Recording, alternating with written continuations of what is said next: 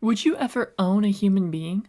I don't mean just have the responsibility of one, like a parent would a child, but have full ownership over their actions, decisions, and consent. What about the inverse? Would you give up control of your own life and let someone make all your decisions for you? This idea of absolute ownership and control seems unrealistic. Of course, something like this couldn't feasibly work in the real world. I mean, you can't own someone, right? Well, this dynamic was brought into the limelight through Chainsaw Man, in particular between the characters Makima and Denji. Although in the beginning they aren't in a full owner-pet dynamic, it does eventually reach that point in the end.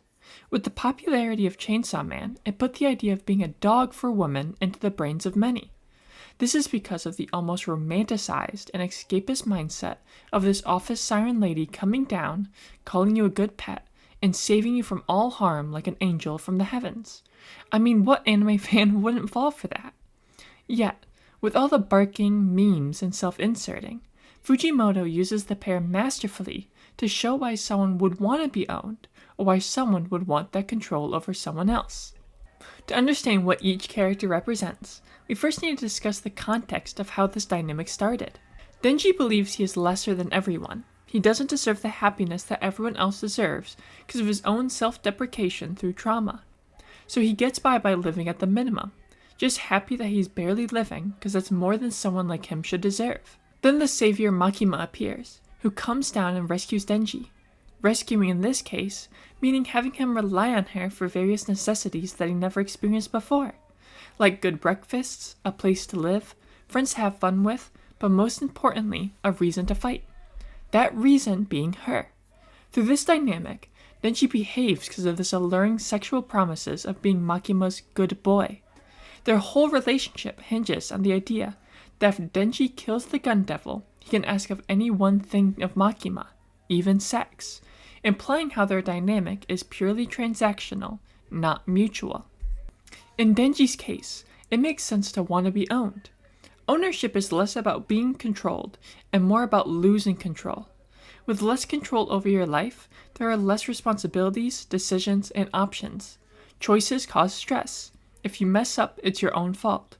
Yet if someone makes all your choices for you, that stress is lifted off your shoulders. Denji, when talking to Makima, states how his life got happier, but also more stressful. He didn't want all the hard stuff, he just wanted to be happy. That's the moment he becomes a dog. Ownership also gives you a clear goal and reason. If something goes bad, it's okay, because you have Makima. You will keep living as long as you have Makima.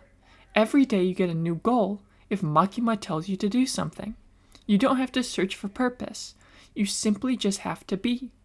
To simply be loved just for existing, a place where you don't have to try super hard to prove you're worth loving anymore, is really alluring. Along with Denji having a lackluster support system growing up, he clings onto the idea of unconditionality through ownership. The idea of being owned is to be wanted. To be wanted is to be cared for. It's unconditional love. Same thing with Makima's form of connection. To be used is to be useful. For Makima, ownership is about absolute control, and control is power. She stated that she sees humans the same way we see dogs. We are of a lesser species to her. She tries to use power and control to form meaningful relationship with others, yet relationships built on manipulation, where you see them as tools, can only go so far. She sees control almost as pity. People should be grateful to be of use to her, because she is simply better. She knows better. She doesn't need you to know what you want, or what humans want, because all she needs to know is what she wants. This is where her stem of control comes from. To control someone is to know better for them. You are doing them a favor by gracing them with your great presence, and so the dynamic is perfect. Denji sees himself as a subhuman who will debase himself for even the tiniest shred of kindness, and Makima, who will use manipulation to gain control of those who are useful to her. Both people are getting what they want. It's a mutual parasitic relationship, both using each other but never fully seeing each other. Yet, they're happy. So why is Chainsaw Man's theme pointing towards the idea of this being a bad relationship? Well, Fujimoto argues that passivity and escapism is not living. Without going out there and taking the risks and grabbing charge of your life, nothing will happen. You'll never grow, you'll never change, and your life will never get better. If you don't make decisions, you'll never go on journeys, and without journeys, what is life? And so giving up control is giving up what makes you human, which is making decisions. It's a very strong message about passivity and living as yourself. I believe in this theming heavily. I think it's great. I also believe in ownership dynamics. Fujimoto argues that one cannot be true with the other. I would disagree. Makima and Denji shows the potential of why someone would want to be in an ownership dynamic, and it all boils down to connection and how we have learned to form and show connections. Now, although they show off the why, they are a terrible example of how a relationship like that would look. So Fujimoto is right. Complacency and escapism stagnates growth. Yet ownership is inherent to escapism, and submissiveness is inherent to complacency. It just is in Makima and Denji's case. Let's boil down what ownership is first before we critique their dynamic. Ownership is often a type of CNC TPE relationship. CNC meaning consensual non-consensual, and TPE meaning total power exchange. You are giving someone else consent to have complete control and access over your life, and they have the option to make decisions against your consent if they believe it's the best option. However, it all rides on it being consensual. If a dog doesn't want to be owned, it'll bite and get sent to the pound. Makima's relationship with Denji has very dubious consent. Although Denji says he wants to be Makima's dog, it is layered heavily with manipulation, abuse, and grooming. Without the informed consent of both people wanting to engage in the dynamic, it won't have the foundation to build upon healthily. Makima doesn't ask for consent, she just takes, and that's why she'll never be fulfilled. She innately manipulates people, and that's why she'll never know the joy of someone signing their consent to you, which is an intimate expression of love and trust. Yet, even if Denji wasn't traumatized into saying yes, it still wouldn't have worked. The reason why Denji and Makima are so popular is because it fits into the escapism archetype so well. Oftentimes people who are looking for that more dominant force pray that one day some mother figure is going to come down and love them for who they are, no work needed. Looking for someone to come down and fix their problems for them. It's a very flawed type of thinking that is exactly what Fujimoto is trying to say with complacency. Denji is a bad person, but didn't want to admit it, and instead find someone who would love him as his selfish self, because self-admittance and reflection was way too scary.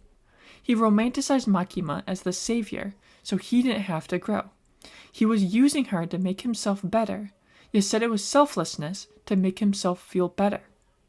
It's a terrible road to go down, because people like Makima don't exist in real life. Someone's not going to come in and take all of your burdens, but even if someone did want to, why would you let them carry that weight? We aren't supposed to want to live like Denji. Even his selflessness is baked in selfishness. The idea of saying, you can own me, I'm yours to take, seems on a surface level selfless. You're giving someone your entire existence. Yet, when you get rid of all your stressful decisions and give it to your owner, that stress doesn't just disappear, it gets reallocated. To take care of someone and their well-being is extremely taxing, especially when the other person doesn't want to give anything in return. Denji just wanted to exist, to lay down and be used and taken care of without putting anything on the table. It's like if you were having sex and as a bottom just looked at your top and went, well, you can do whatever you want, and just laid there waiting for them to do anything and didn't do much else. If you are in love with this owner figure type so much, why are you giving them mediocrity and complacency, which loops back to Fujimoto's point with the pitfalls of ownership? If a pet is akin to a tool, a knight is only as good as its blade, so why would it pick up the shitty rusty blade instead of the blade that has something to give? I'm not saying you shouldn't give up those burdens, but if you do, you need to be able to give something positive in return. It goes both ways though. Just because you are being owned doesn't mean you don't deserve anything less than love. Just like how you should be giving the person above you the best you can, the person above you should be reciprocating that. They should have your interests at heart. Ownership is built upon love and trust, concepts Makima can't understand.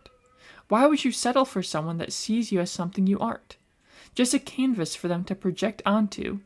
If you want to be owned, make sure the part they are owning is you, and not an idea of you.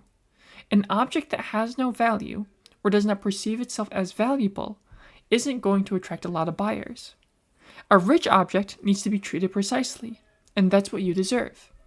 To own something is to want to protect it from outside influences, to make sure it gets the best care it deserves. It is such an intimate and intense affection and care, which is ironic because Makima feels nothing of that. Makima uses ownership as connection, but fails at the simple concept that ownership isn't transactional. It's mutual obsession of the other's identity and care. So although most ownership dreams, fantasies, and even depictions, such as Chainsaw Man, are built upon escapism, manipulation, complacency, and harmful relationships, that doesn't mean it can't work out and shouldn't be sought after. So instead of Fujimoto's message being, you shouldn't be a dog, it should more be, don't be a slave to complacency and escapism, the journey is painful, but salt on wounds is necessary. Also bark for that butch. Although on the surface level the idea of wanting control of others, or giving up own control can seem selfish and out there, it is innately human to have something so intimate and precious as consent, and manipulate it with the people close to you. It is akin to showing your guts to someone, for them to have unconditional access to something, a sacred treasure. So go out there, control people or be controlled in small or little ways. I'm just glad that people understand this, and there isn't a whole subculture based around saviourism through ownership, right? Hi, thank you for watching my video. Make sure you subscribe and follow my Twitter, and the artist that made the VTuber is in my description. Thank you!